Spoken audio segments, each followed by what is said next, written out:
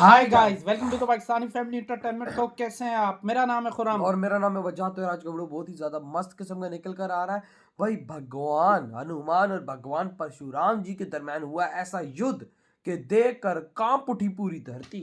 हैं?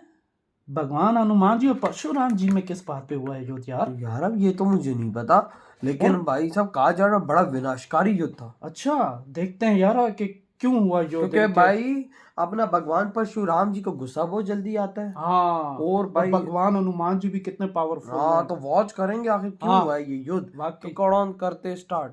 भगवान परशुराम त्रेता युग यानी रामायण काल हाँ। के एक ब्राह्मण थे। उन्हें भगवान विष्णु का छठा अवतार भी कहा जाता है। हाँ। शास्त्रों में जहाँ भी उनका उल्लेख है वहाँ यह बात स्पष्ट समझ में आती है कि वे अत्याचार और निरंकुशता के खिलाफ सीना तान कर खड़े हुए थे। मगर इसका मतलब यह नहीं कि भगवान परशुराम हिंसा को अहिंसा से ऊपर मानते थे। आम जनता को अनाचारियों के पापों से बचाने के लिए उन्होंने सहस्त्रबाहु को नर्मदा नदी के किनारे मारा। परंतु दोस्तों, क्या आपको पता है कि त्रेता युग में ही एक प्रसंग आता है जब भगवान परशुराम और हनुमान जी के मध्य युद्ध की बात आती है। इस युद्ध का क्या कारण था, इस युद्ध का इस पृथ्वी पर क्या प्रभाव पड़ा और इस युद्ध में कौन विजयी हुआ? ये काल चक्र है। इस काल चक्र में मैं आप सबका अभिनंदन करता हूँ।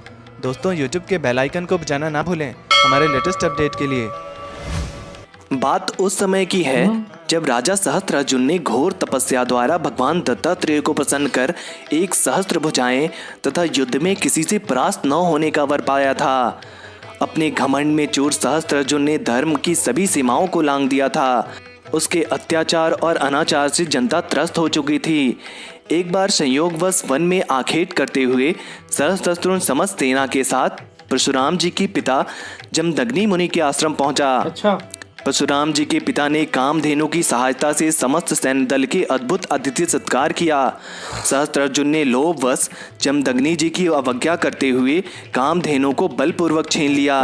ऋषि जमदग्नि के विरोध करने पर घमंड में चूर उसने उन्हें मार दिया और साथ ही परशुराम जी के 4 भाइयों की भी हत्या कर दी। भगवान परशुराम जी की माता ने अपने 5वें बेटे को आवाज दी, परंतु जब तक परशुराम जी आश्रम पहुंचते तब तक काफी देर हो चुकी थी। जब परशुराम जी आश्रम पहुंचे तो माता रेणुका ने सारी बात बता दी।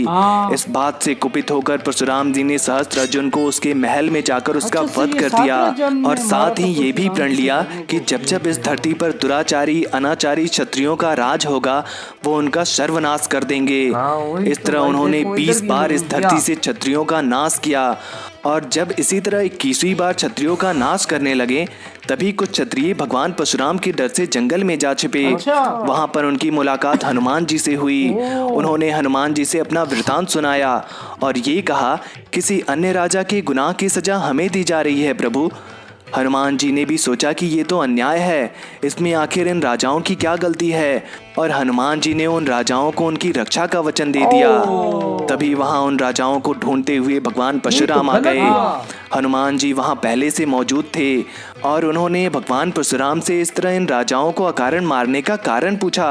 परशुराम जी उस वक्त इतने क्रोधित थे कि उन्होंने इस प्रश्न का उत्तर नहीं दिया और हनुमान जी से पूछा, तुम कौन हो वानर, मेरे रास्ते के बीच में क्यों आ रहे हो?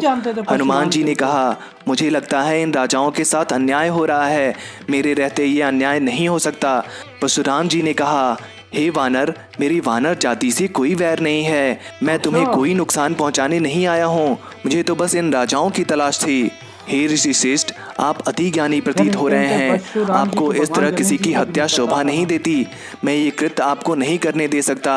हनुमान जी ने कहा, वानर, मेरे क्रोध की और अधिक परीक्षा न लो। परशुराम जी ने क्रोधित होकर कहा, मैंने इन राजाओं को उनकी सहायता करने का वचन दिया है, आपको इन राजाओं तक पहुंचने के लिए मुझसे युद्ध करना पड़ेगा। इतना कहना था हनुमान जी का कि तभी परशुराम जी ने अपना परशु का प्रहार हनुमान जी पर कर दिया। हनुमान जी ने भी उसका उत्तर अपनी गदा से दिया। इधर भगवान परशुराम का परशु और हनुमान जी का गदा आपस में टकरा रहे थे, उधर ये सृष्टि कांप रही थी। चारों ओर हाहाकार मचने लगा। सभी देवताओं का ध्यान पृथ्वी पर पड़ा। सबके आश्चर्य की सीमा न थी। सबको लगा कि इस युद्ध के परिणाम से पहले ही पृथ्वी समाप्त हो जाएगी।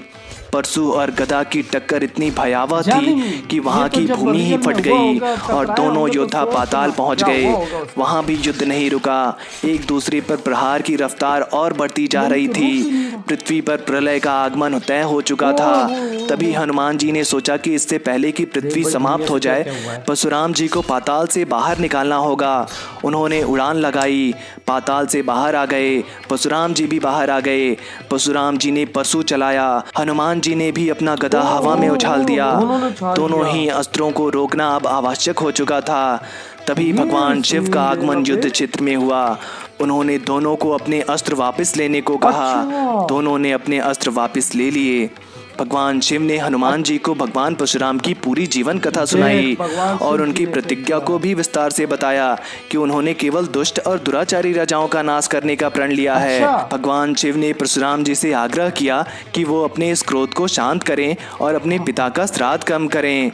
भगवान परशुराम ने ऐसा ही किया और उस दिन के बाद किसी अन्य राजा की हत्या नहीं की। आज का भगवान शिव जी श्लोक तो ज्ञान। भगवान परशुराम जी के गुरु दुर्जनः हैं। सज्जनो भूयात् सज्जनः शान्तिमाप्नुयात् ये क्या पढ़ रहे हैं? शांतो मुच्येत बंधेभ्यो मुक्त सचान्यान विमोचयेत। अर्थात दुर्जन सज्जन हो जाएं, सज्जन शांति प्राप्त करें, शांत बंधनों से मुक्त हों और मुक्त अन्यों को मुक्त करें।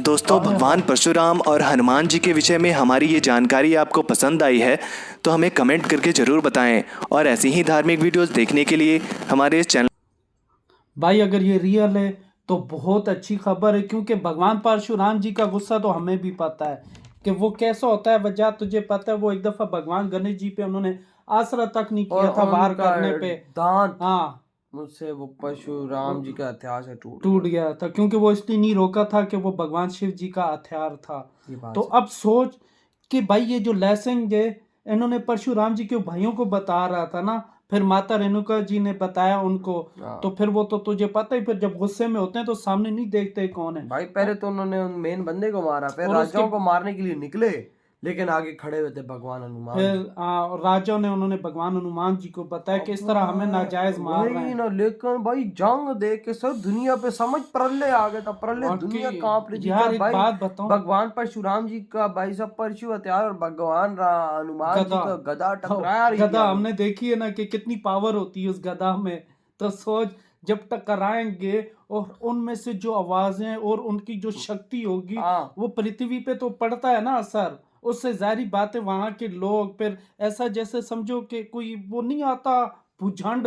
बोचा मतलब यार जलजला बोल हाँ, दो। जलजला बोल दो, ऐसे जमीन कांप रही होगी यूं। तो फिर लोगों का पता है तुझे, लोग मर भी सकते हैं, उसमें हर चीज है। जहरी बात तो है। इसको रोकने के लिए भगवान शिव जी को आना पड़ा, क्योंकि तुझे पता है भगवान शिव जी की एक एक नजर होती है। और वो आए, उन्होंने भाई साहब जंग रुकवाई। उन्होंने भगवान परशुराम जी को बोला कि बताया। शांत रहो।